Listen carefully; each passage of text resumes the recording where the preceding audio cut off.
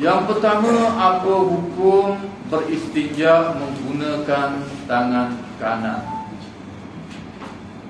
Beristinja, bersihap belakang, bersihap depan, guna tangan kanan. Apa hukum? Hadis-hadisnya bagaimana? Saya baca satu hadis yang diriwayatkan oleh Al-Imam Al-Bukhari di dalam Sahih. Daripada Abdullah ibni Qatadah an abihi qala Rasulullah sallallahu alaihi wasallam, "Idza shariba ahadukum fala yatanaffas fil ina'i wa idza atal qala'a fala yamassu dzakarahu biyaminihi wala yatamassah biyaminihi."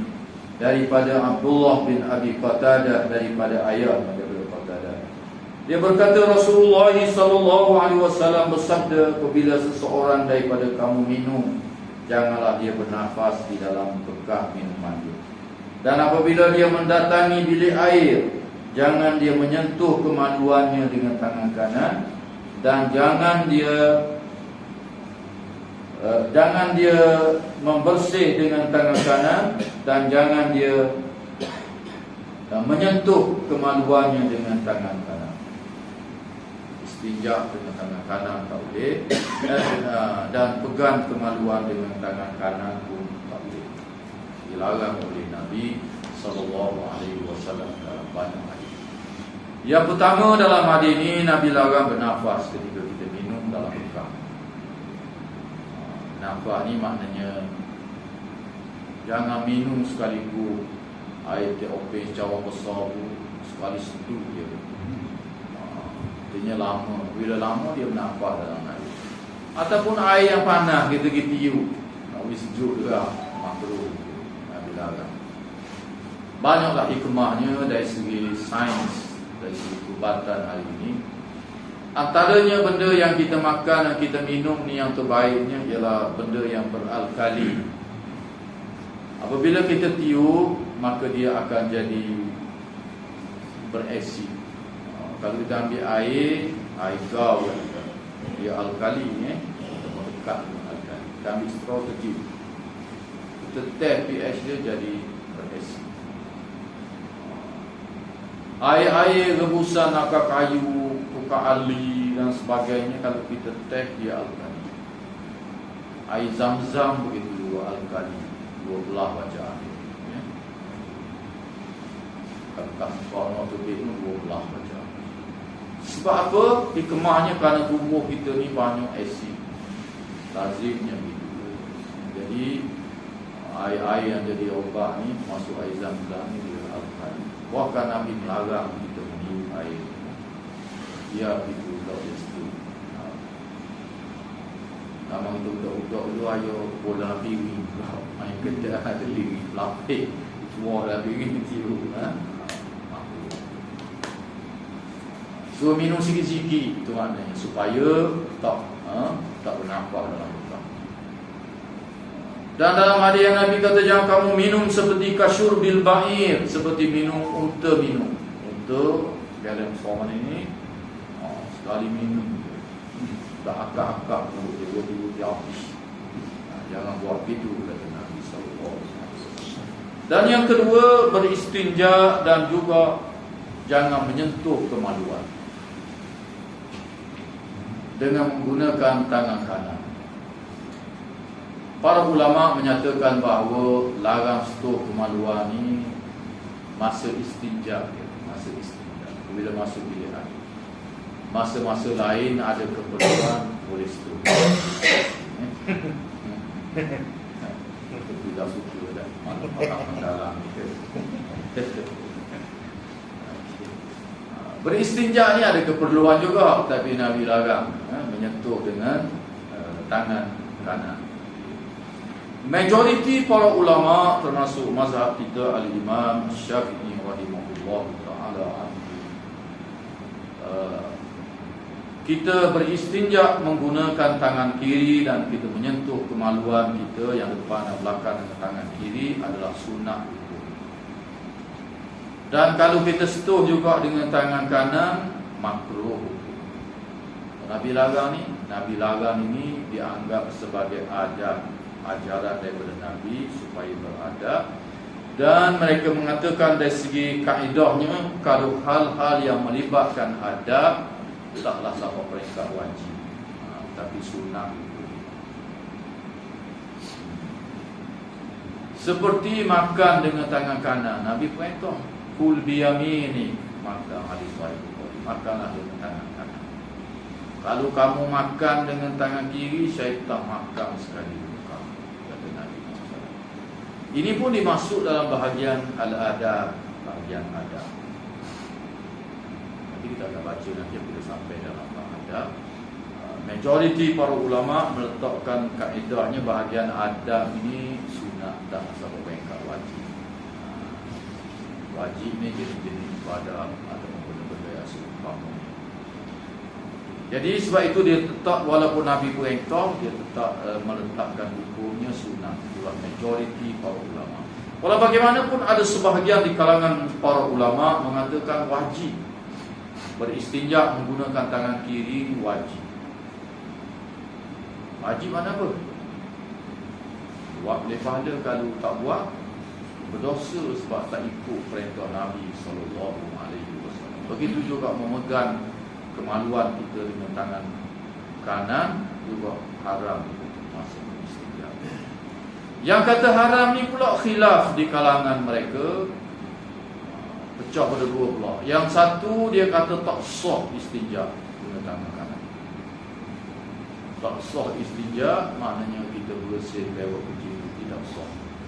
Tak sah itu dengan semayang pula tak tidak sah. Yang kerah lah Kalau yang kedua dia kata sah, istinja tu bersih, sah lah, tetapi berdosa kerana dilarang di dalam hadis-hadis yang banyak. Kalau ni yang asal yang pegang kaedah al-aslu fil wujub, al-aslu al-amru, al-aslu fil amri al-wujub. Asal perintah ni wajib kecuali ada dalil yang memalih. Hilang pula ni. Ada yang mengatakan berdosa saja tapi istinja tu sah. Walau bagaimanapun majoriti para ulama termasuk mazhab kita al-Imam Syafi'i rahimahullah taala anhu meletakkan sunat. Itu juga macam makan menggunakan tangan kanan. Majoriti para ulama meletakkan hukumnya sunat. Kalau makan tangan kiri atau makan dua belah, kanan makan, kiri makan, suap lagi. Majoriti para ulama sunnah. Lawan pada sunnah kalau makan tangan kiri juga makruh.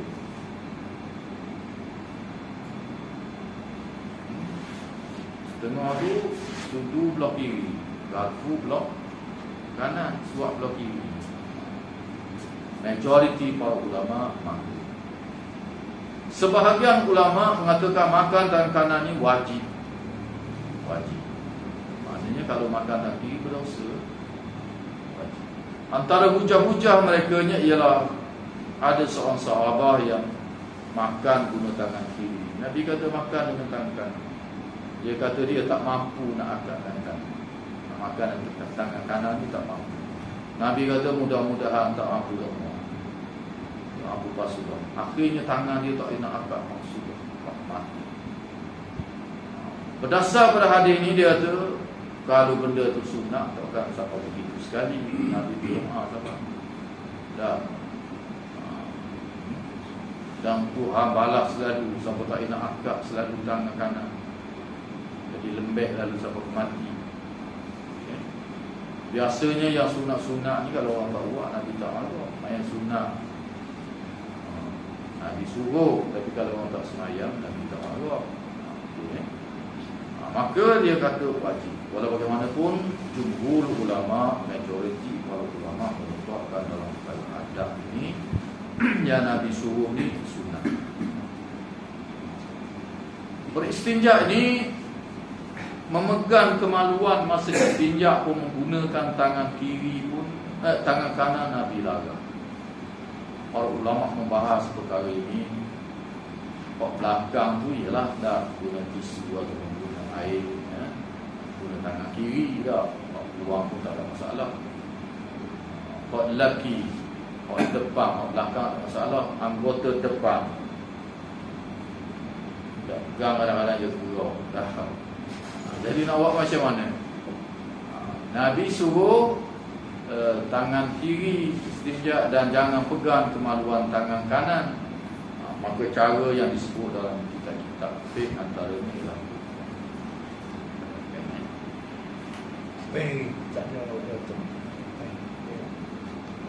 inilah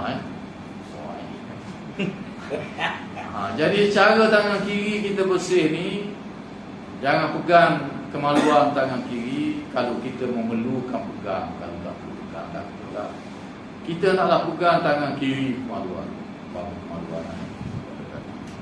Pegang tangan kiri, tisunya ambil tangan kanan. Beristinja ni kita nak gonyol, nak lesek itu tangan kiri kita yang lesek di tisu. Sekali pula ni pula sekali, pusing dah ni pula sekali, 3 kali. Kita gerak tangan kiri dengan kita pegang kemaluan tu, kita gerak tangan kiri. Itu yang dipanggil beristinja dengan tangan kiri. Kalau kita ambil tisu ni, kita gonyol ni, macam beristinja dengan tangan kanan. Tapi kalau tak memerlukan kita pegang tangan kiri, ya kita kesat-kesat, itu sudah memadai. Dalam mazhab kita, keras ibad istinja ni kena 3 kali. 3 kali. Mazhab lain, Maliki itu sekali pun jika sudah bersih, sudah memadai. Dan istinja ini dalam hadis-hadis disuruh ganjil. Maka caranya ialah kita kesat kali yang pertama, kalau mazhab kita 3, baru kesat kali yang kedua, sisi yang lain tisu sambung tak apa. Kesat yang ketiga, baru kita tengok. Kalau kecil tu tengok basah dah tisu. Kalau kering dah, bersih, boleh mari sembahyang. Tak basuh tak. Kemaluan belakang pun begitu kau. Kesat kali yang pertama, kali yang kedua, kali yang ketiga. Kemudian kali yang ketiga baru kita tengok. Kalau tak ada warna kuning-kuning, warna tisu yang putih, bersih dah, boleh sembahyang. Kalau ada lagi kuning-kuning, kesat pula kali yang keempat, tak payah tengok. Kesat kali yang kelima, ganjil, baru tengok pula. Putih dah tisu. Kalau tisu pink dah, tak ada color hitam, purple, tak ada dah. Bersih lah. Kalau air kecil, tengok basah ke tak basah. Amal tak jangan-jangan. Saya kata amal jadi rasa macam sok je, was-was. Dalam Sahih Bukhari dan Sahih Muslim kita dah baca dulu. Boleh dua-dua. Boleh dua-dua. Majoriti semua sekali lah ulama boleh berlaku.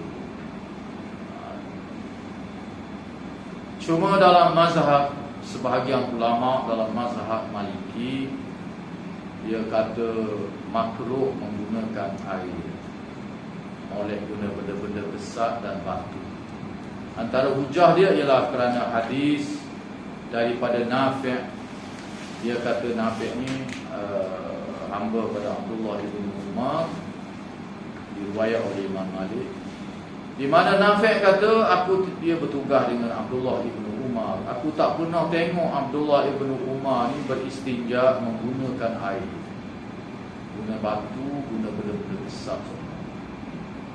Maka dia pegang ni, riwayat ni, dia kata Abdullah ibn Umar ni orang yang sangat kuat berpegang pada sunnah. Kalau musafir tu, mana Nabi semayang, dia semayang di situ. Mana Nabi tambah utara pun dia tambah situ. Teliti dalam mengikut sunnah Nabi SAW. Dalam istinja pun dia tengok Nabi ni biasa beristinja menggunakan batu ataupun benda-benda besar. Dan kata Nafi', aku tak pernah tengok Abdullah bin Umar beristinja menggunakan air. Maka sebahagian, bukan semua orang sebahagian kata makruh. Walau bagaimanapun, jumhur ulama, majoriti para ulama, termasuk mazhab kita, termasuk Al-Imam Al-Bukhari dan lain-lain ulama hadis, kerana hadis-hadis yang sahih yang datang daripada Nabi, daripada sahabat yang lain, daripada Anas dan sebagainya, Nabi ada beristinja menggunakan air, guna batu pun ada. Artinya kedua-duanya boleh diamalkan dan kedua-duanya adalah sabit dengan hadis-hadis yang sahih. Maka Maliki ni sebahagiannya dia kata tu, kalau basuh dengan air ni puasa pegang najis. Dia wahbi lah, kotor dia. Artinya boleh berlaku dua-dua. Kita tak berguna ni satu hal yang lain. Kalau ikut manusia seluruh dunia ni bersih belaka sungai ni. Secara umumnya orang putih guna tisu, tak guna air. Orang Afrika guna tisu, orang India guna tisu, orang Cina guna tisu, orang Jepun guna tisu. Yang mana guna air? Malaysia,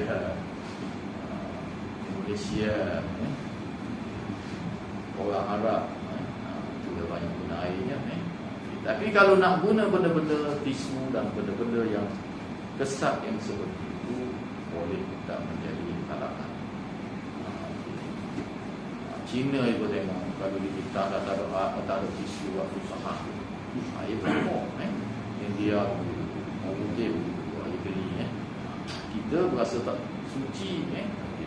Islam datang pertengahan, boleh laku itu.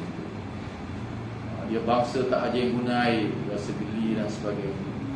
Paksa dia guna air, guna tisu, tak jadi halangan. Islam diizinkan kedua-duanya dan ianya adalah disyariatkan dan sabit dengan hadis-hadis yang sahih. Sekadar itu saja pada malam ini perkongsian kita, dan insya-Allah ada soalan kita jawab nanti kita akan insya-Allah. Aqulu qawli hadza wa astaghfirullahal azim li wa lakum. Wassalamu alaikum warahmatullahi wabarakatuh.